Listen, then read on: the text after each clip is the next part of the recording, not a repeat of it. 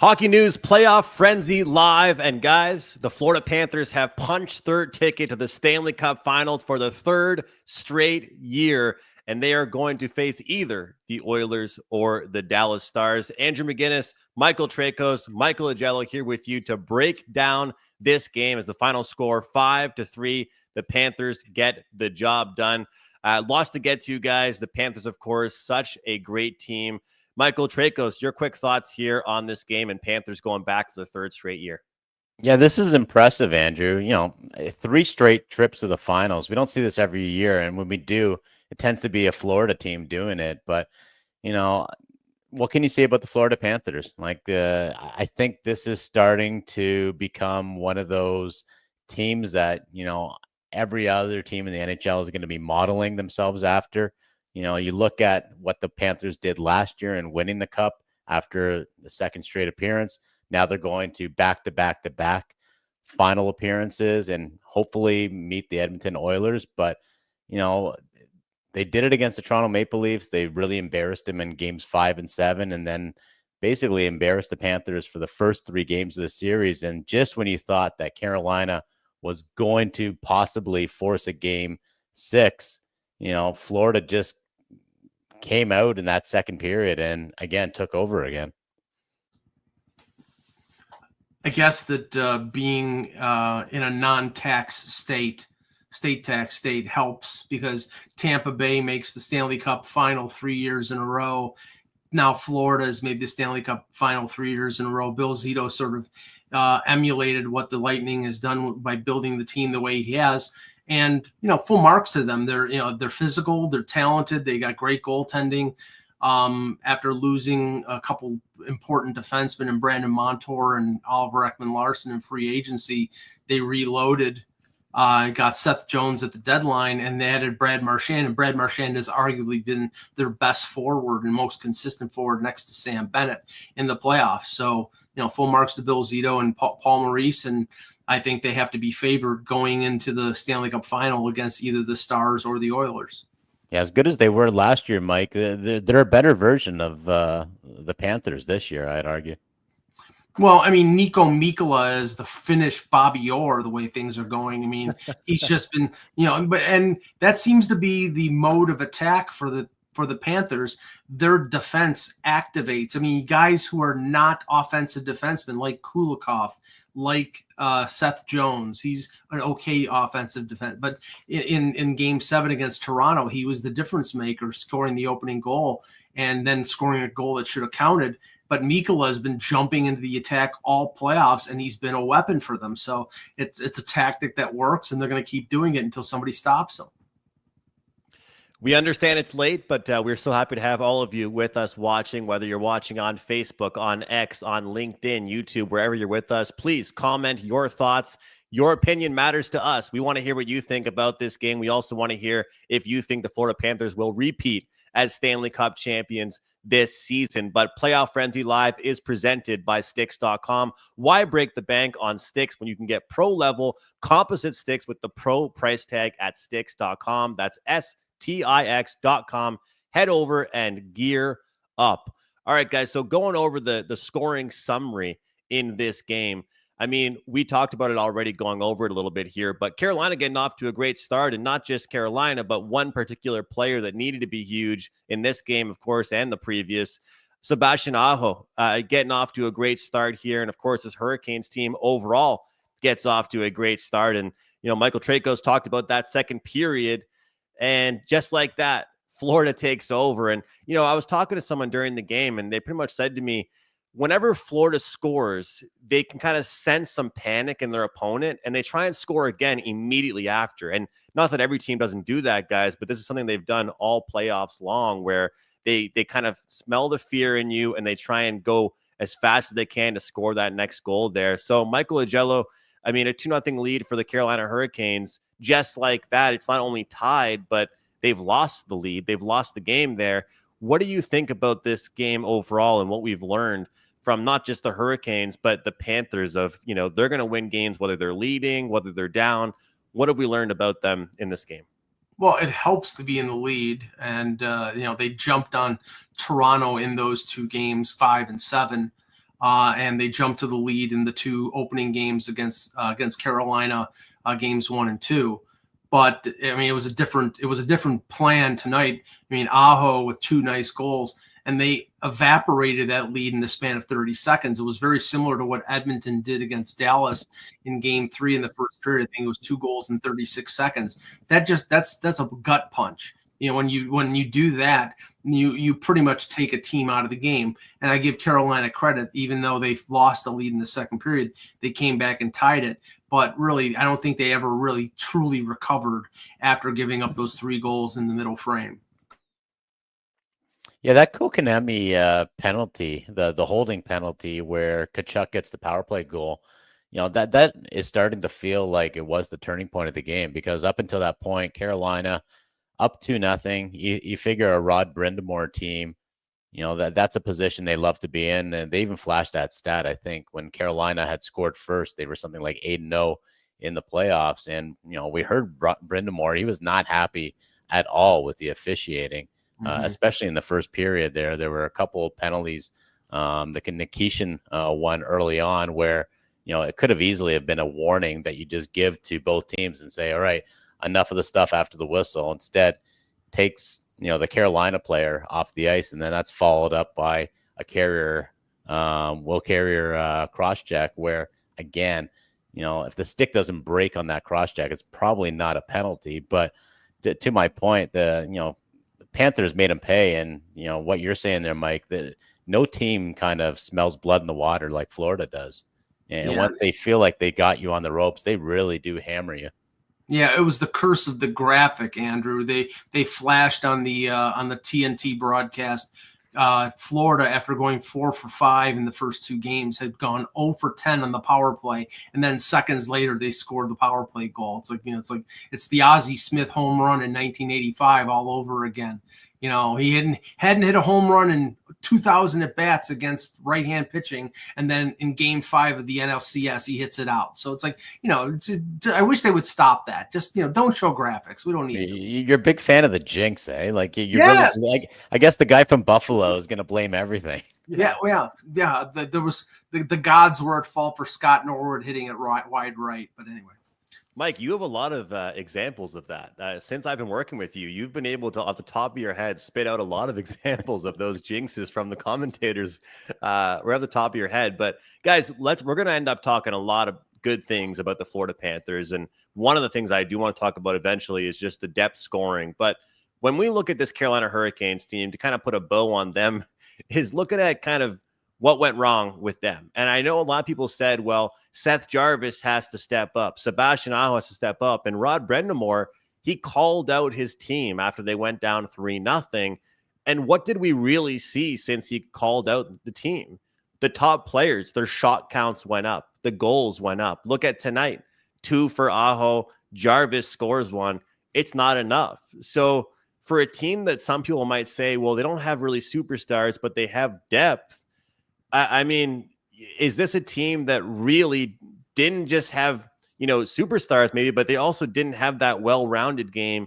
And Michael Agello was just talking about Mikkola and Seth Jones and even defensemen or fourth liners. I mean, Michael Tracos, they just weren't getting that. They were not getting that depth scoring, it seemed like.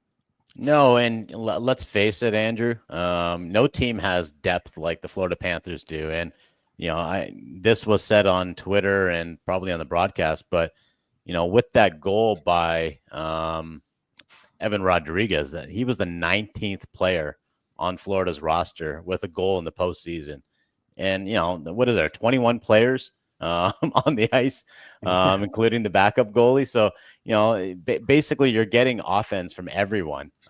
So I don't know how many teams have that. Most teams, you roll out your fourth line, you're just happy if they don't get scored on, and you're not hemmed in for the entire shift. So Florida, that is depth all throughout their lineup, and it's not just from the forwards, it's from the defense. And to your point with Carolina, what are they missing? Well, they're missing a game breaker, and there was a guy that they thought they had that could have been a game breaker, come playoff time, and his name was Mikko Rantanen, and it didn't work out. They ended up getting Logan Stankoven, save face with that trade. And I would argue that Stankoven has been, as everything you'd want out of a guy who's coming into an uncomfortable situation, in this series, in this conference finals, probably outplaying Rantanen, who, still hasn't woken up. I think he's only got 2 assists against Edmonton in the 4 games there. So, it's tough. Like, I don't want to be criticizing Carolina because that's a very good Florida team. That's so good that, here in Toronto, a lot of people are saying, maybe we do roll it back because, we just lost to a really good Florida team. That's going to go to 3 straight trips to the Stanley Cup. Yeah. I've been of the opinion that Carolina is a good team and not a great team. So leave the criticism to me. Yes, they're lacking a superstar. I don't know how they get that superstar. They tried to trade for, they traded for Gensel, and he's not a superstar, but he was a sniper. He went to Tampa. They tried to trade for Rantanen, or they traded for Rantanen. He didn't want to be in Carolina. They get Stankoven, who's a good player. He's only 22 years old, but I don't think he's going to be a superstar. And there's just they didn't have enough talent, and I don't think they played it with enough horsepower until really the desperation in Game 4 and Game 5. I think they played a really good game tonight. But if I look at that team is not as good as they were last year. They don't have Pesci, and they don't have Brady Shea on the blue line. Brent Burns and Orloff and Sean Walker, they're all a year older. And Eric Tulsky and before him Don Waddell clearly do not believe in good goaltending. I didn't think Freddy Anderson was at fault for this series loss, but how many years do you have to keep going with Antti Ranta and Pyotr Kachchuck and Freddy Anderson? How about going out and getting a John Gibson, or how about going out and getting a difference-making number 1 goaltender? Because Sergei Bobrovsky out-goaltended both their goaltenders in this series. I think that when you look at certain teams, guys, and I said I was going to put a bow on the Hurricanes, but when you look at certain teams, you look at them in certain tiers, right? So a team that's a lottery team or a team that's a bottom 5 team, they're trying to escape that tier. And as a Canadiens fan, the motto for the Habs this year was be in the mix.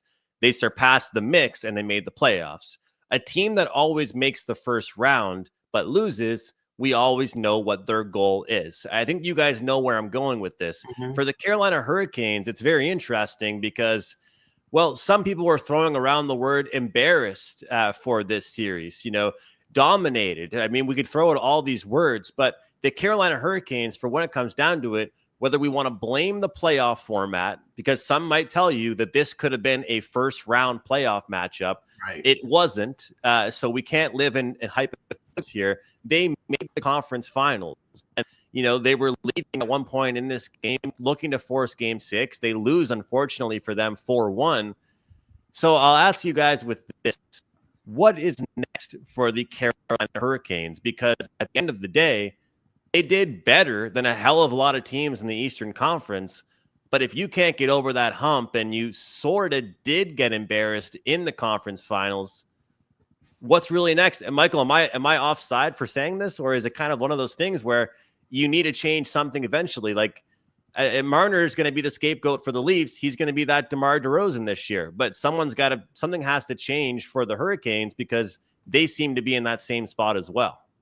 Well, the spot they're in, Andrew, is in the Metro. And is there a division that's as watered down as the Metro right now? Like, let's face it, they had just a cakewalk to get to the conference final. Like, they played a banged up, and, we're hearing it here from Ted 1776. Like, Canes were always suspect. They faced the Devils team that was wrecked with injuries. And then after that, they played a Washington team that I wasn't even very sold on. I wasn't going to be surprised if Montreal was going to upset Washington. That's how, that's how little I thought of the Caps. So, next year, I don't know what's going to change because, are the Rangers going to be a playoff team? Are the Islanders going to be a playoff team?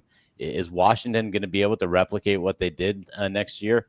Like it might be Carolina winning the division, with very little pushback from any of the other teams. So do they really have to make big sweeping changes if they know that, they're pretty much locked into a playoff spot, and it's a good spot to be in? Maybe to Michael Agello's point, all they do need is to, maybe get a little bit more help on the goaltending and the back end, because I agree with you, Mike. Losing Brady Shea and Brett Pesce, those are two big losses. And, it seemed like Slavin was on an island unto himself for a lot of this series. Yeah, him and Gostisbehere were their two best defensemen. Gostisbehere can't be one of your two best defensemen. But yeah, that's correct. But I thought he did step up and he played really well. But I mean, Andrew, you mentioned the name Marner. Maybe they're going to be one of the teams in the Marner sweepstakes, because if you're talking about a super, now I don't know whether Tom Dundon is going to open up the pocketbook and pay $13.5 to $14 million for Mitch Marner, but that might be where they have to go to break this cycle. I mean, but the other philosophy, and I think Toronto is going to be addressing this. They may have to take one step backward to take two steps forward. Maybe the Leafs won't be as good this year or this upcoming year without Marner, but if they construct a team that, gets into the playoffs and may be more playoff savvy or playoff ready, they may go further. But Carolina just seems the ceiling is the conference final, and they always run into somebody who's tougher and more talented and has better goaltending. It's always the case. I love this comment there. Ted 1776. What's there to be happy about? Job's not finished. Job finished? I don't think so. From Kobe Bryant. It's great. I mean, it's true. The job is not finished. We're celebrating the Florida Panthers, but they still have another series to win to become back-to-back Cup champions. All right, guys, enough with the Hurricanes. Let's get to the Florida Panthers. Whether it's the goaltending from Bobrovsky, whether it's the physicality, whether it's the coaching, whether it's the countless players that have scored a goal for this team during the playoff run, whether it's been the next mentality, whether it's been the Dairy Queen blizzards between games, this team is finding a way to get it done. They're a very, very good team. We talk about the depth. I think this is a team that, and I don't want to say this the wrong way, I don't want to come across wrong here, but if you're a Matthew Kachchuck or if you're a Verhaeghe or if you're a Reinhart, let's be honest, compared to a lot of other teams, you can have a night off. You can have a bad game, and a Lindell or a Listerine, somebody can score. You can get two defenseman goals. Not a lot of other teams have the privilege, guys, for that to be the case. But as we look at this Florida Panthers team, there's so much that we can look at. I'll tell you again, obviously we all know how deep they are, but I've just been the most impressed by not having a clue about who's going to be the game breaker tonight, or the first goal or the last goal scorer for them. But when we look at this Florida Panthers team, the success that they had, sure, some might argue the salary cap stuff, the LTIR stuff, Seth Jones bringing this team over the cap. But you know what? They're a well-constructed team, Mike, and I think this is a team that going to the Stanley Cup Finals again is built for the playoffs. I agree. Both Mikes agree here, Andrew. But I like it. Go for it, Mike. Okay. I mean, the depth is one thing. The Lusterine and Lundell Marshon line was the primary line responsible for beating Toronto. In this series, they got offense from their defense, as I mentioned with Mikkola. AJ Greer and Gadjevic are scoring. I mean, when guys like that, pluggers and plumbers are scoring goals, that you're a team of destiny. But in the top six, you have a Barkov and you have a Bennett. Bennett's, I think he's got 10 goals now. I think he's leading the NHL in playoff goals. I mean, that's nuts. And his cash register is going to be cha-chinging on July 1st. I don't know if it's going to be Florida or someplace else. But going into the final now, I mean, the one thing that was concerning was that Reinhart and Mikkola and I think Greer all sat out game 4, but they had the luxury of being up 3-0.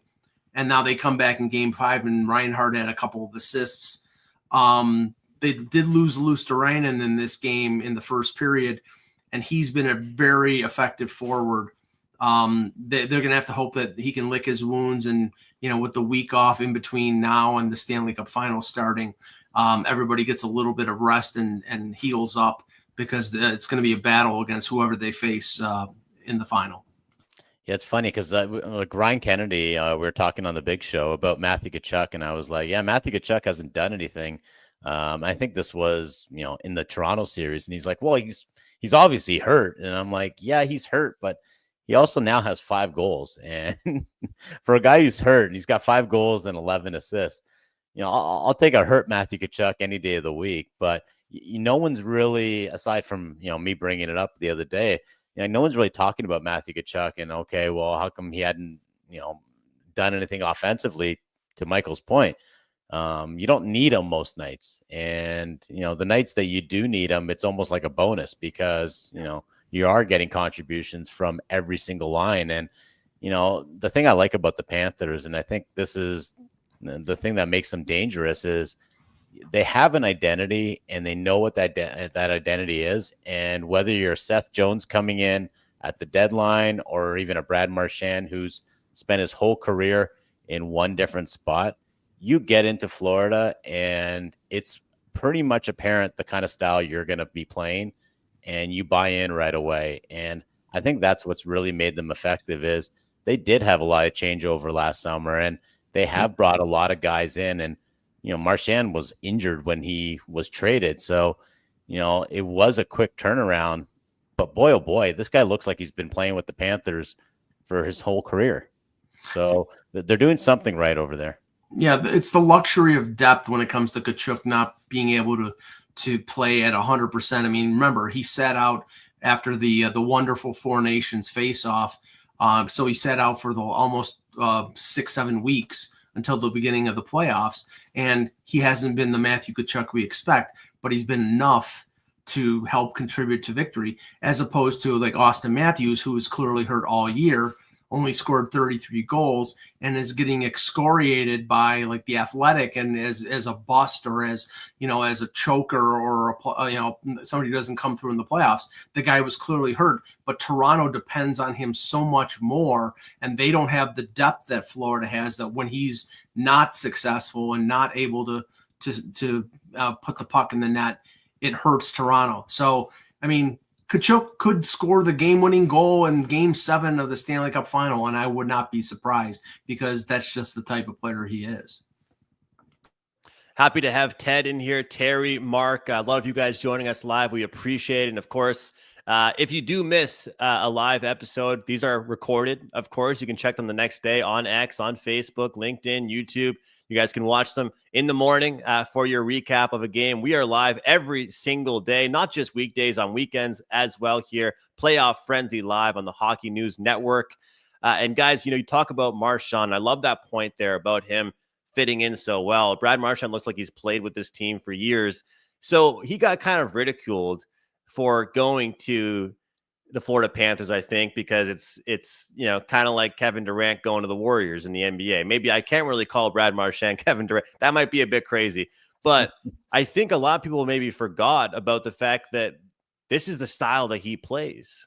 This is the style the Bruins used to play, right? I mean, if there's a team that Marchand could have slotted himself into to fit right in with, sure, I'm sure it helps that they're defending Stanley Cup champions. We're not going to kid ourselves here, but the style of play that they play with, it makes a really big difference, I think, when it comes to that. And I think that is something that really looks out for the fact that, number one, he plays that style. Number two, he's a veteran. Like, it's not going to take much for him to buy into a new system. But, Michael, when I look at this team, correct me if I'm wrong here, 8-2 is the record now on the road for them in the playoffs. And that, to me, is really impressive because I look at some teams and I really do value home ice. I know sometimes in the NHL, it's starting not to matter too much, but I do value that. And these group of characters, they seem to do better on the road. Games 5 against Toronto, Game 7 against Toronto, 6-1 and 6-1. And then, of course, tonight they fall down early, but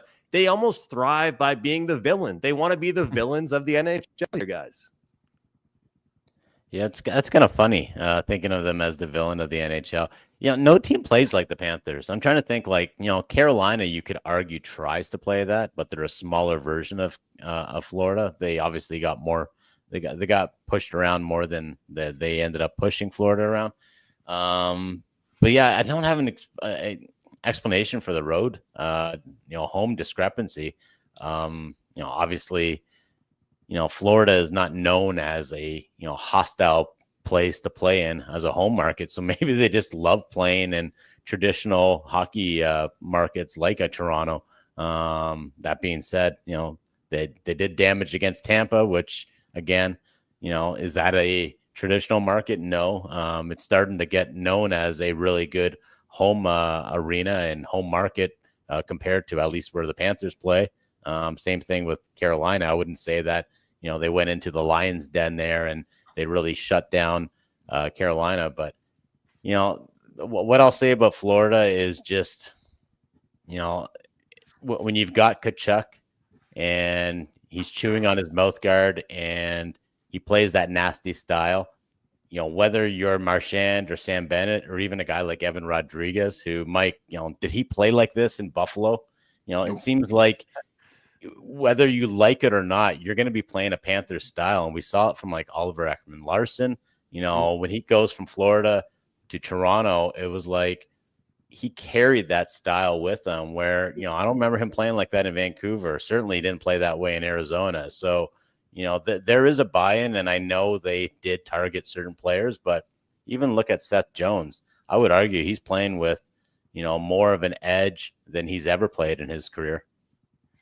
Yeah, the Panthers are masters of psychological warfare. That's why they're excellent on the road. I mean, especially against Toronto, you saw it. Their full intent was to get the lead in the pressure games, Game 5 and Game 7. When they did that, they knew that Toronto would be crushed, and that's a softness on the part of the Maple Leafs. They did it. They were effective at it, and they jumped on them, and it worked. And that happened in the Tampa series. I mean, Vasilevsky was a sieve in that series, and they benefited from that. And in this series, it's a bad matchup for Carolina. They play very similar styles. They're both defense first type clubs. The Brenda Moore style is very close to what Maurice plays, but they have more talent, and they just simply out-talented the Carolina Hurricanes. The Hurricanes played well in the last 2 games of the series, but they needed to play at that level for all 7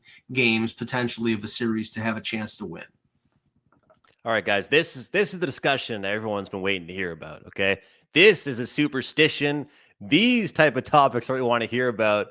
In the first time around, when the Florida Panthers won the Eastern Conference, they touched the Prince of Wales trophy. Didn't go so well. The second time, they said, no, not so fast. We're good. Very successful. They won the Stanley Cup. This year, same thing. They didn't touch it. They huddled around it, got a nice picture. They did not touch it. Michael Agello, what do you think here? I mean, are superstitions real here? They won the Eastern Conference again. They're off the Stanley Cup Finals. Edmonton's up 3-1 on Dallas. We can't make them the opponent just yet, but your thoughts on these superstitions? Superstitions? Oh, I'm throwing some salt over. Yeah.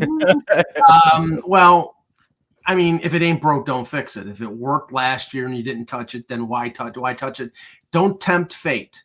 That's always my rule. It's like there are some people who when they're watching playoff games will not move during the entire period, and then in between periods they'll take care of whatever business they need to take care of.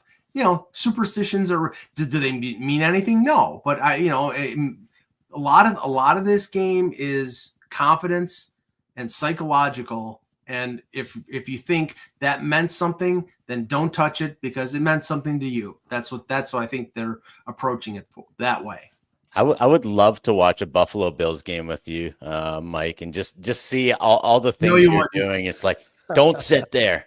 No, you have to take 3 sips from your drink before you swallow it. All right, like you probably have to go through a whole rigmarole of drinking from the other side of the cup. There you go. That all that stuff is just it's so meaningless. That being said, what was it, Andrew? Like last year, Edmonton also didn't touch their trophy. So we'll see if they can finish off the Dallas Stars. If they Buck tradition, and they ended up touching it this time. Maybe they'll all go in and hug it and give it a kiss for good luck. But it's just so funny. I'll tell you guys, you're going to think I'm crazy for this. I wasn't actually there to see this happen, but friends of mine, when they were watching the Four Nations final, they were watching at a restaurant, and a buddy went to the washroom and when Canada scored to tie it up. And then they came back out, and then USA started to get a ton of chances again. They sent the guy into the bathroom. He watched the overtime winning goal on his phone. They made him go back. He's in the bathroom. He that's the weirdest thing in the world. But they were like, "I'm sorry, man. Didn't it? They looked awful when you were back at the table with us. We need you to get back in the bathroom." And Canada won the Four Nations. That type of stuff. I feel like you need a bunch of people in on it. Because if it's just you telling someone something, they won't really be like, "No, I'm not doing that." But if you're like, "Hey, man, I'm sorry, we can't have you sit here anymore." Like for me, during the Habs games, I was going to go to the same place I watched, I think, game 2, game 3, maybe. And I was like, oh, if I can't get the same spot, I'm having one beer and going home. Like I couldn't sit in the same table. I'm going home. I mean, it wasn't the restaurant. It was the table. So we're all a little bit superstitious. I think it makes sports fun. But I find that if you get too much into it, I like what some hockey players say and some athletes is that if you build too many superstitions, then if one thing goes wrong that day, you're going to get way too in your head. And so the less you have, the better. But anyway, let's preview the future here. Look towards the Stanley Cup Finals. Obviously, Edmonton 3-1 over the Dallas Stars. We very well could see a comeback. And if Pete DeBoer gets to a game 7, we all know what's going to happen. So the Oilers have to get it done within 6 games from where I'm standing. But how are you guys feeling about that series as a whole? And what do you think would happen this time around if we see Florida and Edmonton meet once again? Well, I'm not sure that that series is over, Andrew. Mikko Rantanen, as I mentioned, he hasn't really kind of woken up yet. He hasn't entered the series. And we saw this already in the first round against Colorado where you're going, hey, where's Mikko? How come he hasn't really kind of put his mark on the series? And then what happens? He just kind of goes El Fuego and just takes over. And he had saved his best games for at the end. So don't be surprised if Dallas, forces another one here. I'm expecting Mikko Rantanen to have his best game. But, that being said, fingers crossed. I don't cheer for, teams to win or whatever, but I really want to see a rematch. I think that would be, really entertaining. I thought last year's final, Florida being up 3-0, it looked like it was going to be such a snooze fest. And then, we saw a game 7 and we saw Connor McDavid nearly win his first one. And I'm always of the mindset that the best players need to win, the Stanley Cup. I was really happy when Alex Ovechkin finally lifted that cup. If you're going to be on the Mount Rushmore of, hockey, you need to have a cup. And it felt really weird that Sid had 3 cups and Alex Ovechkin didn't have any. And it still kind of feels weird right now that Connor McDavid doesn't have a cup. So, hopefully he'll get one this year, but I really just want to see, that rematch. And I want to see skill versus that nasty style that Florida plays and see, which one can win out again. I agree with Michael that this series is not over. The war of attrition has started to really affect the Oilers. They lose Connor Brown, who had 5 goals in the playoffs. He was out. He was not in game 4. And I believe it was a concussion. So we don't know how and when he'll be back in the series. And obviously Zach Hyman is out for the season with, I think they said it was a wrist injury. He has been extremely effective, an active hitter, somebody who has just been sort of an Energizer bunny. And now you really have to move somebody like Evander Kane or even Corey Perry up in the lineup. And especially Perry, he's good in spots and playing 10, 12 minutes. I don't think he can play 17 minutes and be as effective. So, you could see Ekholm back. But I think, Dallas, they only have 3 5-on-5 goals in this series. That's a disgrace. Really, they're a very good team. Ottinger had a great game 4, but he has not been consistent in this series. He's actually been out goaltended by Stuart Skinner, which I didn't think was possible. But Dallas has a better defense and better goaltending than the Oilers. They just have to play like it, and their offense has to show up. So do I think they can still win this series? Yes, but right now Edmonton is in a position where one good game and they're off to the final. I want to see a rematch. I won't hide it, guys. I want to see a rematch. It'll be awesome to see. And, as you talked about, I mean, the fact that it was 3-0 and ended up seeing a game 7 was so cool. I don't think this time it'll go the same. I think these teams would trade games, but also the Western Conference is not over. That's for sure. And speaking of the Western Conference, Playoff Frenzy Live returns tomorrow night, guys. You can catch us live, like I said, every single night, not just weeknights, but on weekends as well. Catch us every single day, recapping, breaking down, and getting you guys set for the next night as well. So we appreciate everybody for being here in the live chat every single night with us. A lot of great comments. We care about you. We want to hear what you guys have to say. Make sure you guys get a chance to get your comments featured. So Michael Tracos, some closing thoughts here. Florida Panthers, Carolina Hurricanes. The series is over. Florida's moved on. Your thoughts, and then Michael Agello, you can follow afterwards. Well, this follows my theory that, the best round in hockey is always the first round, and it just gets more watered down as you go on. And, Andrew, I've had this theory that we should go best of 7 for the first round, best of 5 for the second round, best of 3 for the third round, and then a Super Bowl style, have a whole week leading up to a winner takes all. Play one game for the Stanley Cup final. Let's make it happen, Andrew. But that's cool. Well, what can I say? Florida Panthers, we might be looking back at the Florida Panthers as one of the best teams, of the modern era. Put them next to those 80s Oilers teams, those Islanders teams. And I guess maybe you put them up now with that Tampa Bay team that made 3 straight trips.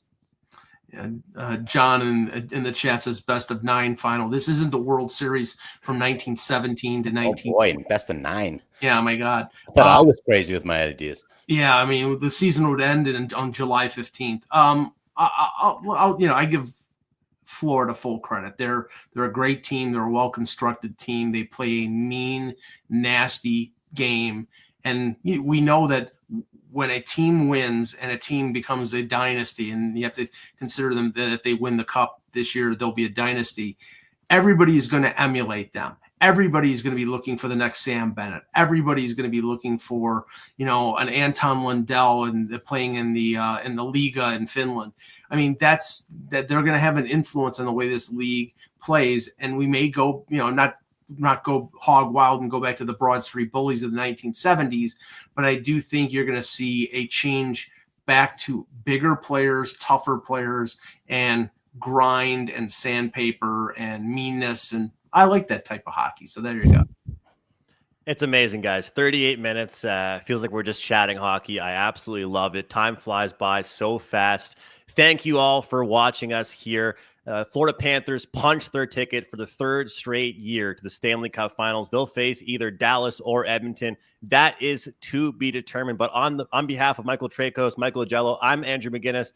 Thank you for watching, and we'll see you next time right here on Playoff Frenzy Live.